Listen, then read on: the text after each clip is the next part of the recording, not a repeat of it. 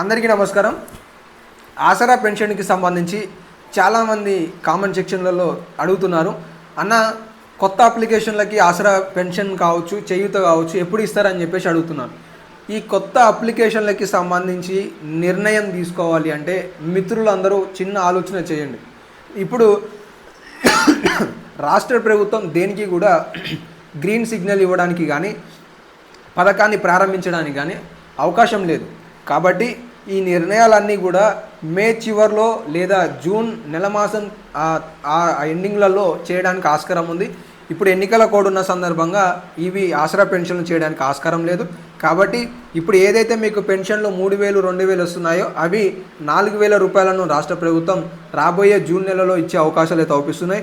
ఎందుకంటే తాజాగా కూడా తులం బంగారానికి సంబంధించి కావచ్చు, ఇందిరమ్మ ఇళ్ళకి సంబంధించి కావచ్చు, కొత్త రేషన్ల కార్డుకి సంబంధించి కావచ్చు, 2,500 రూపాయలకు సంబంధించి కావచ్చు, గతంలో ప్రభుత్వం చెప్పిన విధంగానే ఈ సంవత్సరం కాలంలోనే పథకాలను ప్రారంభించాలని చెప్పేసి ఆలోచిస్తుంది.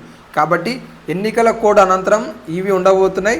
అలాగే మార్చి నెలకి సంబంధించిన పెన్షన్లన్నీ కూడా ఏప్రిల్ 21వ తారీఖు నుండి 28వ తారీఖు వరకు అందుబాటులో ఉంచుతామని చెప్పేసి కూడా అధికారులు చెప్తున్నారు. కాబట్టి పాత పద్ధతిలోనే పెన్షన్లు అనేవి ఈ నెల కూడా మీకు అందబోతున్నాయి. 4,016 అలాగే కొత్త అప్లికేషన్లు అనేవి మనకి ఇది ఖచ్చితంగా మే చివరిలో లేదా జూన్లో తీసుకునే అవకాశాలు అయితే అవుపిస్తున్నాయి. అంటే వాళ్ళకి సంబంధించిన గ్రీన్ సిగ్నల్ ఇచ్చి వాళ్ళకి ఇచ్చే అవకాశాలు అయితే ఉన్నాయి. ఇక్కడ ఒకటి స్పష్టంగా అర్థమవుతుంది ఏంటి అంటే ఈ సమాచారాన్ని మీ మిత్రులకు తెలియజేయండి. ఇప్పుడు రాబోయే పెన్షన్ ఏదైతే ఉందో అది మళ్ళీ మోడిఫికేషన్ ఉండే అవకాశాలు అయితే ఉన్నాయి. కాంగ్రెస్ ప్రభుత్వంలో కొత్త మార్గదర్శకాలు కూడా వచ్చే అవకాశాలు అయితే అవుపిస్తున్నాయి. దీనికి సంబంధించిన కొత్త మార్గదర్శకాలు ఏంటివి అనేది నెక్స్ట్ వీడియోలో తెలియజేస్తాను. ఖచ్చితంగా ఒక ప్రత్యేకమైన విధానాన్ని రాష్ట్ర ప్రభుత్వం తీసుకురాబోతుంది అనేది అర్థమవుతుంది.